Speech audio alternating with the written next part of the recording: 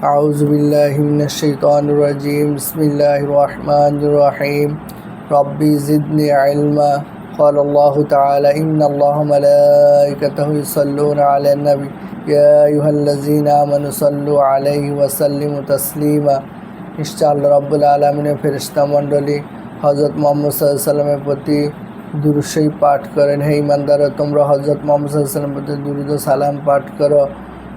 দুরূদ শরীফ পড়লে 30টি ফজিলত পাওয়া যায়, রহমত, বরকত, মাগফিরাত। সকলে মিলে দুরূদ ইব্রাহিম পড়ি। আল্লাহুম্মা সাল্লি আলা মুহাম্মাদ ওয়া আলা আলি মুহাম্মাদ কামা সাল্লাইতা আলা ইব্রাহিম ওয়া আলা আলি ইব্রাহিম ইন্নাকা হামিদুম মাজিদ। আল্লাহুম্মা বারিক আলা মুহাম্মাদ ওয়া আলা আলি মুহাম্মাদ ওয়া বারাকতা আলা ইব্রাহিম ওয়া আলা আলি ইব্রাহিম ইন্নাকা হামিদুম মাজিদ। আজকের আলোচনার বিষয় হচ্ছে রাসূলুল্লাহ সাল্লাল্লাহু আলাইহি ওয়াসাল্লামের সিরাত, হযরত মুহাম্মদ সাল্লাল্লাহু আলাইহি ওয়াসাল্লামের জীবনী, প্রথম পর্ব। ক্বালাল্লাহু আযজা ওয়া জাল্লা লাকাদ জাআকুম রাসূলুম মিন আনফুসিকুম আল কুরআনুল আযীম। হযরত আনাস রাদিয়াল্লাহু কর্তৃক বর্ণিত, রাসূলুল্লাহ সাল্লাল্লাহু আলাইহি ওয়াসাল্লাম উক্ত আয়াতে আনফুসু শব্দের ফা বর্ণের জবর সহ তেলাওয়াত করতেন। এভাবে পাঠ করলে আয়াতের অর্থ দাঁড়ায়, তোমাদের নিকট রাসূল আগমন ঘটেছে, যিনি তোমাদের মধ্যে অভিজাত ও সর্বাধিক পবিত্র বংশোদ্ভূত।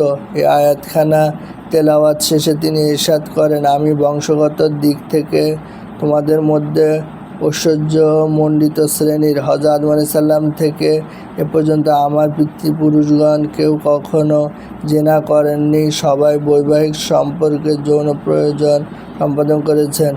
হযরত ইবনে আব্বাস রাদিয়াল্লাহু আনহু হযরত জুহরি রহমতুল্লাহ আলাইহি উল্লেখিত আয়াতে আনফুসু শব্দের ফা বর্ণের জবরযোগে পাঠ করতেন। আনফুসু শব্দটি এভাবে পাঠ করলে তার অর্থ হয় কুলীন বা অভিজাত বা শ্রেষ্ঠ ইত্যাদি। হযরত আদম আলাইহিস সালাম থেকে রাসূল সাল্লামের পিতামাতা পর্যন্ত স্বামী স্ত্রী যত স্তর রয়েছে, প্রতিটি স্তরে স্বামী স্ত্রী নারী পুরুষ সবাই ছিলেন সৎ ও পবিত্রতম। কেউ কখনো ব্যভিচার বা জেনায় রত হননি। আল্লাহ তাআলা যে সকল বান্দাকে নবুয়ত রিসালাতের গুরু দায়িত্বের জন্য মনোনীত নির্বাচিত করেছেন, তাদের পূর্বপুরুষগণকে তিনি সর্বপ্রকার অনাচার থেকে দূরে রেখেছেন। তাদের অকুলসিত ঔরস থেকে তিনি তার নির্বাচিত ব্যক্তির অস্তিত্ব পূত পবিত্র অবস্থায় মাতৃগর্ভে স্থানান্তরিত করেন। তিনি কাউকে নিজের জন্য মনোনীত করার পূর্বে এমনিভাবে তার বংশ পরম্পরাকে কুলসতা ও অপবিত্রতা থেকে অব্যাহতি দান করেন। মুনাফিকরা যখন হযরত আয়েশা সিদ্দিকা রাদিয়াল্লাহু আনহাকে অপবাদ দিল, তখন আল্লাহ তাআলা তার পবিত্রতা বর্ণনা করে সূরা নূরের 10টি আয়াত অবতীর্ণ করেন। তার মধ্যে একটি আয়াত, ওয়ালাউলা ইয সামি'তুমুহু কুলতুম মা ইয়াকুনু লানা আন নাতাকাল্লামা বিহাযা সুবহানাকা হাযা বুহতানুন আযীম। অর্থ, তোমরা এই কথা শ্রবণ মাত্র কেন বললে না যে বিষয়ে আমাদের কথা বলা উচিত নয়? আল্লাহ তো পবিত্রতম, এটা মারাত্মক অপবাদ। হে ঈমানদারগণ, তোমরা অপবাদের কথা শ্রবণ মাত্র কেন বলে দিলে না যে এটা তো এক মহা অপবাদ, বই কিছুই নয়। নবী সহধর্মিণী কি দুশ্চরিত্রা হতে পারেন?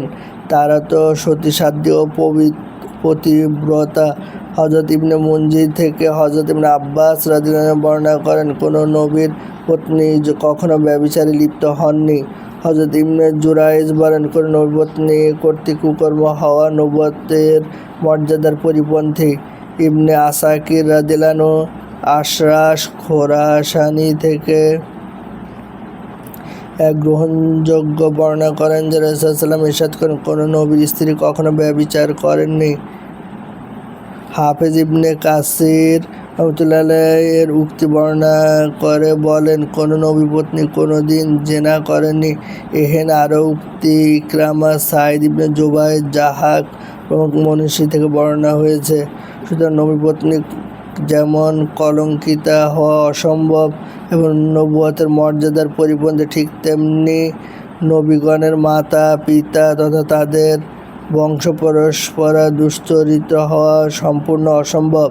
নবুয়তের মর্যাদা পরিপন্থী। অতএব অশ্লীলতার মাধ্যমে নবীগণের সৃষ্টি নাউজুবিল্লাহ একেবারে অসম্ভব ব্যাপার।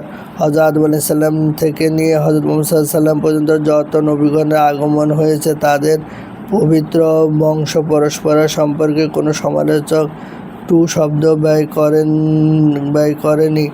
কেবল ইহুদিরা দুনিয়া ও আখিরাতে তাদের উপর অভিশপ্ত বর্ষিত হোক। হযরত ঈসা আলাইহিস সালামের সতীসাধ্য জননী হযরত মরিয়ম আলাইহিস সালাম সম্পর্কে জঘন্য অপবাদ উচ্চারণ করেছে। আল্লাহ তাআলা তাদের অপবাদ খণ্ডনের নিমিত্ত কোরআন শরীফে হযরত মরিয়ম আলাইহিস সালামের পবিত্রতা এবং ঈসা আলাইহিস সালামের জন্মকাহিনী সবিস্তারিত বর্ণনা দিয়েছেন। তিনি কোরআনের স্থানে ইহুদিদের উপর লানত দিয়েছেন। এ থেকে পরিষ্কার প্রতীয়মান হয় যে তার প্রেরিত পয়গম্বরগণের জন্ম সম্পর্কে কারো মধ্যে এতটুকু সংশয়ের রেখা অবশিষ্ট থাকুক তা তিনি আদৌ চান না। রোম সম্রাট কায়সার আলাইহিসসালামের বংশ সম্পর্কে আবু সুফিয়ানকে প্রশ্ন করেছিলেন। সহিহ বুখারী শরীফে উল্লেখ আছে, আবু সুফিয়ান সম্রাটের প্রশ্নের উত্তরে বললেন, তিনি আমাদের মধ্যে সর্বশ্রেষ্ঠ অভিজাত বংশোদ্ভূত। হযরত হাফেজ আসকারী রাহমাতুল্লাহ এবং আবু সুফিয়ান সম্রাটের প্রতি উত্তরে বলেছিলেন, বংশ গৌরব যাতে কেউ তার তুলনীয় নয়। কায়সার আবু সুফিয়ান উত্তর শ্রবণে বক্তব্য করে বলেছেন, রাসূলগণ সর্বকুলীন বংশ থেকে হয়ে থাকেন।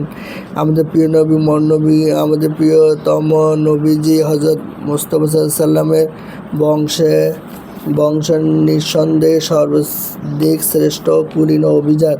তার পবিত্র বংশ পরস্পরা এরূপ: সাইয়্যিদিনা মুহাম্মদ সাল্লাল্লাহু আলাইহি সাল্লাম বিন আব্দুল্লাহ বিন আব্দুল মুত্তালিব বিন হাইশাম বিন আবদে মানাফ, কুসাই ইবনে কিলাব বিন মুররা বিন কাব বিন লুবি বিন গালিব বিন মিহির বিন মালিক বিন নজর বিন কেনান বিন খুজাইমা বিন মুদরিকা বিন ইলিয়াস বিন মুজার বিন নিদার বিন মাজ বিন আদনান। হাফেজ আসকালানি রহমতুল্লাহ আলাইহি বলেন, হযরত ইমাম বুখারী রহমতুল্লাহ আলাইহি সহিহ বুখারী শরীফে তার মুহাম্মদ সাল্লাল্লাহু আলাইহি সাল্লামের বংশ পরস্পরা আদনান পর্যন্ত সন্নিবেশিত করেছেন। তিনি স্বচরিত অন্য গ্রন্থে তার সাল্লামের বংশ তালিকা হযরত ইব্রাহিম আলাইহিস সালাম পর্যন্ত বিস্তৃত করেছেন। আর তা হলো আদনান বিন উদু বিন আল মুকাউবিম বিন তারিহ বিন ইয়াশজাব বিন সাবিত বিন ইসমাইল বিন হযরত ইব্রাহিম আলাইহিস সালাম। আদনান পর্যন্ত যে নবী করিম সাল্লাল্লাহু আলাইহি সাল্লামের বংশ তালিকা প্রদান করেছে তা বিশেষজ্ঞগণের কাছে গ্রহণযোগ্য। আদনান হযরত ইসমাইল আলাইহিস সালামের বংশোদ্ভূত, এর মধ্যে কোনো প্রকার সন্দেহ নেই। তবে মতবিরোধ হলো আদনান থেকে হযরত ইসমাইল আলাইহিস সালামের মধ্যে 30টি স্তর রয়েছে, আবার অন্যদের মতে 40টি। আব্দুল্লাহ ইবনে আব্বাস রাদিয়াল্লাহু আনহু স্বীয় বংশে পরস্পরা আদনান পর্যন্ত বর্ণনা করে থেমে যেতেন। অতঃপর বলতেন, বংশ তালিকা বিশেষজ্ঞগণ অলিক বলেছে, অর্থাৎ তাদের অনুসন্ধান সংশয়মুক্ত নয়। তারা প্রকৃত অনুসন্ধান ছাড়াই স্বীয় অভিমত ব্যক্ত করেছেন। আব্দুল্লাহ ইবনে মাসউদ রাদিয়াল্লাহু আনহু প্রথমে এই আয়াত তেলাওয়াত করেন, ওয়া'আদা ওয়া সামুদাল্লাযিনা মিন বা'দিহিম লা ইয়ালামুহুম ইল্লাল্লাহ।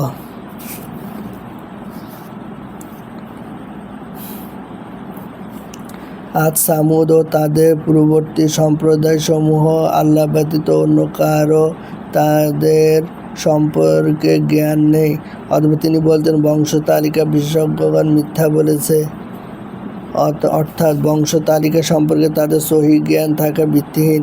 এ ব্যাপারে একমাত্র আল্লাহই জ্ঞাত। আল্লামা সুহাইলি বলেন, একদা ইমাম মালিক রহমতুল্লাহ আলাইহিকে জিজ্ঞাসা করা হলো যে কোন ব্যক্তি কর্তৃক আদম আলাইহিস সালাম পর্যন্ত বংশানুক্রম বর্ণনা করা কতটুকু শোভন। তিনি তার কথা প্রত্যাখ্যান করলেন। পুনরায় প্রশ্ন করা হলো, যদি হযরত ইসমাঈল আলাইহিস সালাম পর্যন্ত বর্ণনা করা হয়, এবার তিনি তা অগ্রাহ্য করতে বললেন। এ ব্যাপারে কে তাকে অবগত করেছে? রাসূলুল্লাহের মাতৃবংশ এরও মুসা সাল্লাম বিন আমিনা বিনতে ওহাব বিন আব্দ মানাফ বিন জোহরা বিন কিলাব বিন মুররা, অর্থাৎ পিতৃ-মাতৃ উভয় বংশ পরস্পর কিলাব নামক পিতৃপুরুষে এসে একত্রিত হয়েছে।